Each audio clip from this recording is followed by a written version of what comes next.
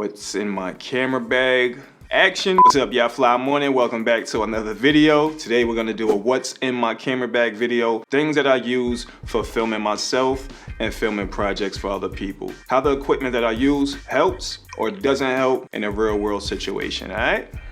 Let's get it. First is my camera bag, the In-Case DSLR Pro Pack. I like this bag because it's sleek, it's stylish, it complements my style. Doesn't look like a camera bag, and that's the main reason why I like it, okay? Has a lot of cool compartments, cool pockets. It has this quick access pocket at the top that you can quickly pull out your camera. I like that feature. Also, your equipment is available from the inner part of the bag. So if you're out and about, not paying attention, nobody can access your bag or equipment from the outer part of the bag. I like that feature. In-Case DSLR Pro Pack, love the bag. Next is my camera body, which is currently the Nikon Z6. Upgraded to this camera body from my last what's in my camera bag video, primarily for the autofocus system and how light and compact the camera was. I also love Nikon's menu system and their button layout. It's convenient, it's easy to sort through, which is why I prefer to shoot Nikon. Decent autofocus, which makes it easy to film myself, and once again, the camera is light and compact. I'm using it with the FTZ adapter. I haven't really experienced the camera without it, but so far it's been good for me. But it's not as smooth as I feel like it could be. I feel like the camera will be a lot more fluid with a Z-mount lens, but that's an assumption. I plan on investing in a Z 85mm soon, so that'll be the only thing that's missing from this video.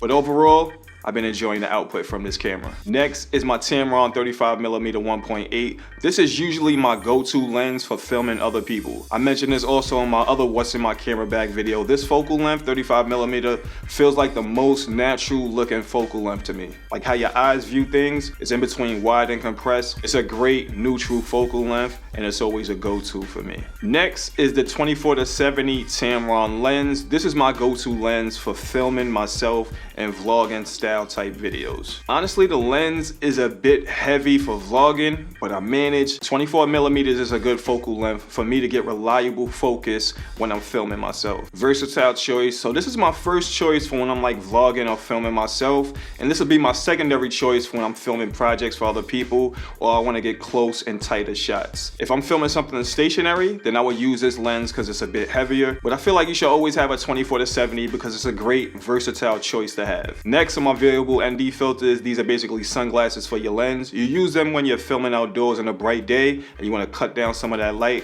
but still keep that shallow depth of field, still keep that blurry background. I have both the 2-5 and the 6-9. They cut down different amounts of light. I've never really been in a scenario where I had to use the 6-9 yet, so the 2-5 is usually my run and gun. I invested in these filters because it's great quality glass. And when you invest in a lens, you don't want to put crappy glass in front of quality glass. Quality and quality. Next is my small HD focus monitor. This is basically a bigger display, so it helps me with accurate focusing. This is one of the best investments I would say that I made. This particular monitor is filled with so many features that it's a video within itself. And it's also very intuitive. One thing that I would say about gear is that you want to look into gear that's moving forward with technology. One day this camera body releases a firmware update, this monitor releases a firmware update that makes it a more efficient piece of equipment. Like, how does your gear help you to help yourself? How does your gear help you to help others? That's something that you want to keep in mind. Next is my Rode Video Mic Pro. Audio and lighting have the power to transform your videos, so don't take them for granted. A shotgun mic on top of your camera is great for vlogging and great for YouTube videos. If I'm filming myself indoors like I am now, or if I'm filming like an interview setup,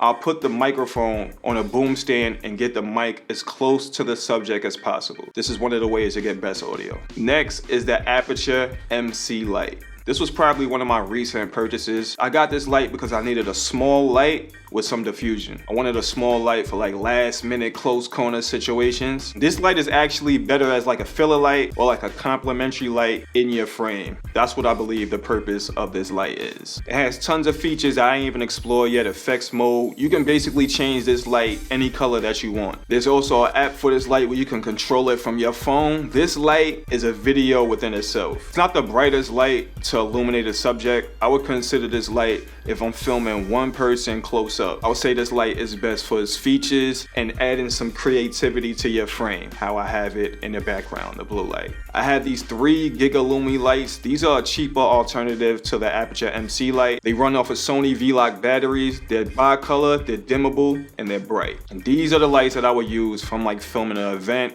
or like in a run and gun situation. They don't come with any diffusion and they're really bright, so that's something to keep in mind. They can be really blinding to people, but if used correctly, they can be really effective for the price point. Next is stabilization. There are a few things that you can use. There are a few things that I use to get stable video. Of course, you have a tripod. This tripod, I believe, was $75 when I first got it. It's probably a little cheaper now, but over the years, it's been doing me justice, so I went and purchased another tripod. Tripods are always good to get stationary, stable, reliable footage. And next is the switch pod, which is probably one of my favorite things. My sister bought me this for my birthday last year, and I love it. This is basically what I use when I'm filming myself. It was created by creators. It was well thought out, well executed, and it's even good enough to catch some stable footage when you're filming other people. Always in my bag. Lastly is my gimbal, the Photographybydash AD200.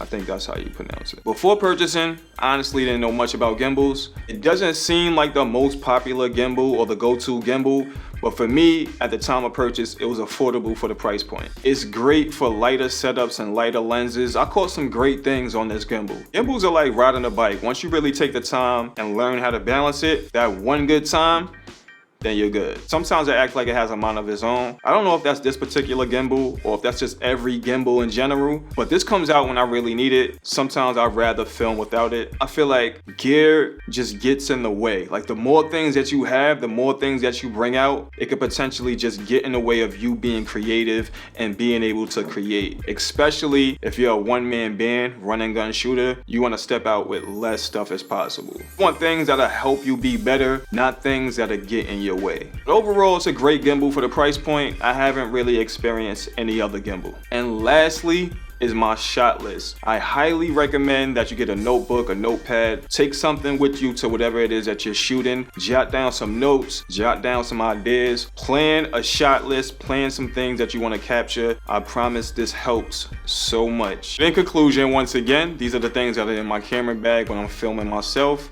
and when I'm filming things for other people. These are the things that help me get the job done and help me to create what I'm creating right here. I hope you enjoyed the video. Let me know your feedback in the comments. If you're a newcomer, consider subscribing to the channel. Would highly appreciate it. And like always, I will see you guys at the next video.